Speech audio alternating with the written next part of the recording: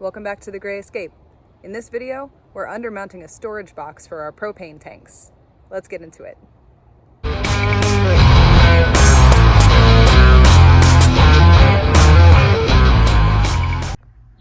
This is an old bed frame I had laying in the garage.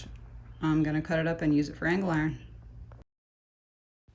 Even though I don't have a welder, I watched a couple of welding videos on YouTube just to kind of see how people work with angle iron, and I saw this really neat idea where they cut two 45-degree angles on one side of the angle iron and just make a divot on the inside, and then they're able to fold it at the corner without actually splitting it into two pieces.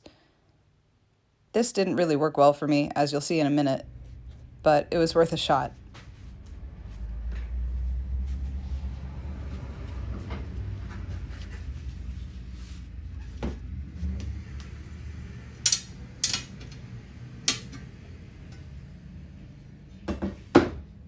As you can see, when I tried to do this, the angle iron just snapped.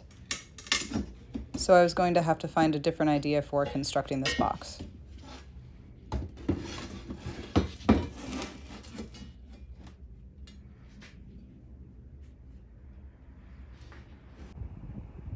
Alright guys, so this is where I'm going to put the propane tank box, because I don't want it inside the bus for safety reasons. And this is what we've got so far. So that's the outside of the bus. This is a bed frame that we cut up and tacked in here. Yeah. So this is just screwed in place. And as you can see there, there's just a clamp holding this back piece on. Another clamp over here. I'm well aware that I can't leave it like that. So this is just being held in place until I can bring this to someone to weld it together. There's already an angle iron here. I added this one, these ones obviously. So this box is going to be very small. It should fit two 20-pound propane tanks. They're going to be one behind the other. I could have fit them sideways, but it would have been very, very close to those tires there. So we didn't want to do that for safety reasons. So yeah, it's going to be a tight fit, but I would like for it not to be visible below the skirt of the bus.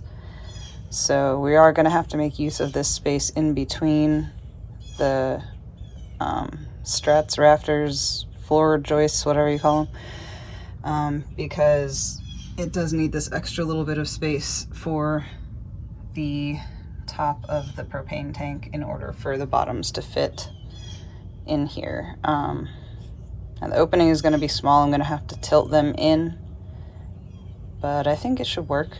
I'm going to make the opening as big as possible.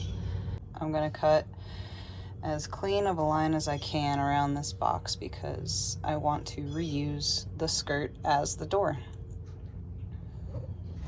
All right, well, let's do it.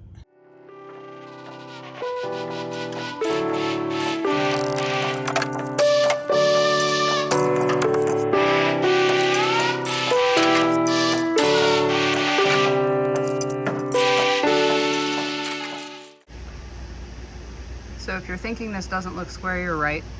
It's not, which is a little odd because there is an angle iron at the bottom, and that line runs right along the top of the angle iron. And there is a beam at the top, and that very crooked looking line runs right along that beam. So again, not square. Doesn't seem quite right, but we're gonna cut it out.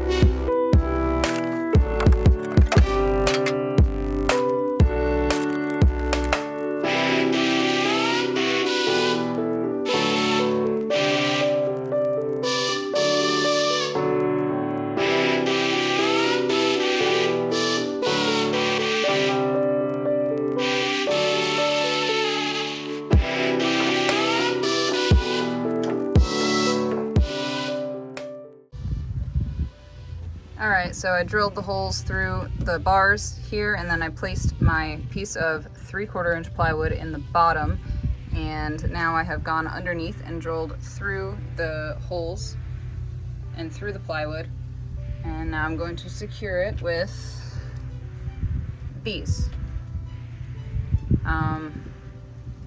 Eventually I'd like to trade out this wing nut for a good lock nut, lock washer type setup, but for the time being, if I insert this way and for some reason lose one of these, at least this will still be hanging through and holding the plywood in place. Not that the 2 tanks of propane won't also be holding it down. It's pretty tight on the sides here. It's really not going to go anywhere, so I'm not super concerned about it, but putting these in for now. Gonna trade out the wing nuts for some real nuts later on down the road. Let's see if we can fit 2 propane tanks in here. All right, so we've got one in. This second one's gonna be a challenge, so I decided to let you guys watch me struggle.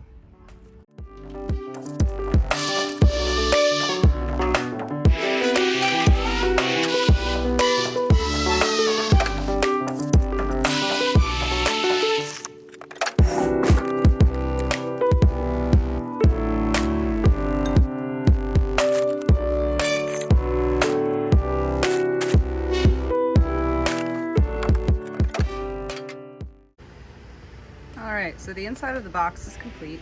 Now it's time to fashion the door.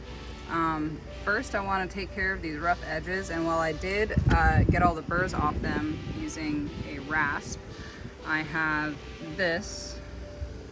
Not sure if you can see that. Yeah. So this is FRP board trim. You can just get it at the Home Depot or online. It's a PVC type trim. I'm not really sure what the difference between PVC and FRP is. But I believe this trim in the store says PVC trim. So I'm just gonna cut this to go around this inside of the opening here, so that nobody can cut themselves on it. And I'm gonna do the same for the piece of metal that I cut out of here, and then I'll be attaching everything with a piano hinge. Let's go.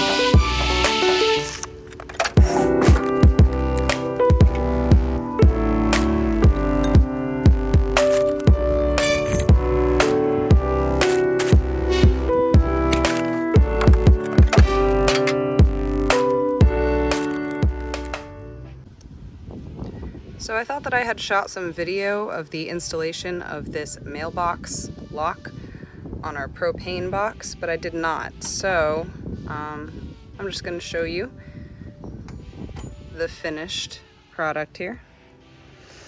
So this mailbox lock just closes like that, and I installed a small L bracket in this corner to prevent the door corner from going in too far, and there's already a little bracket over here that performs that function. This corner is a little bit tight, but I'm okay with that. Close that up, and she's good to go.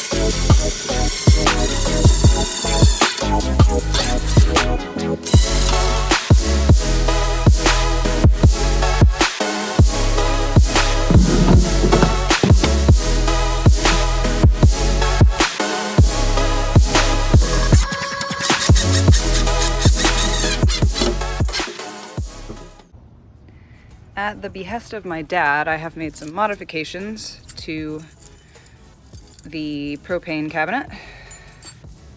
So,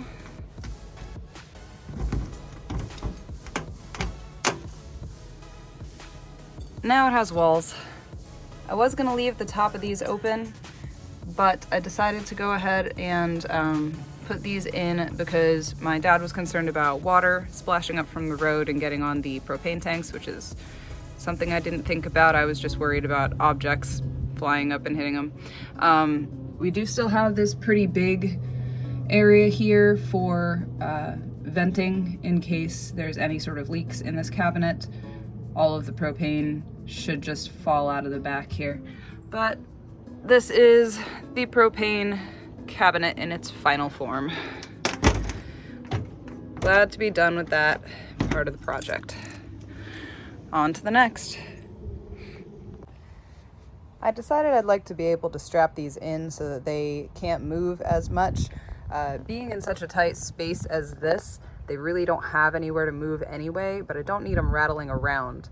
So what I'm going to do is, there's a little bit of space between this angle iron and the skirt, and there's a little bit of space between that angle iron and the frame of the bus. So what I'm going to do is I'm going to slide a ratchet strap through those spaces so that I can attach these to the side of the box.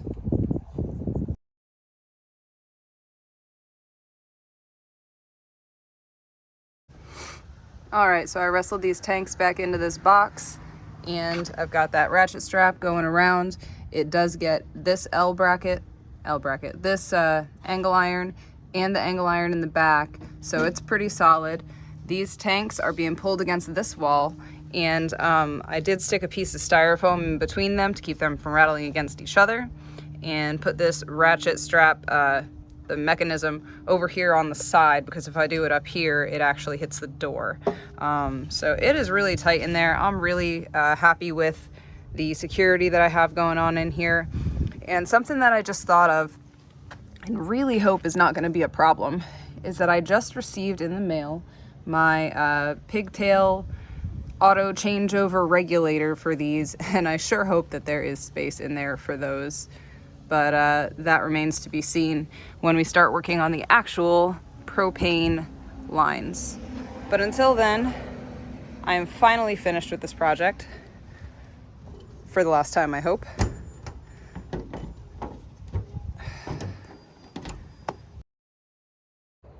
Thanks so much for watching. Join us next time on The Grayscape.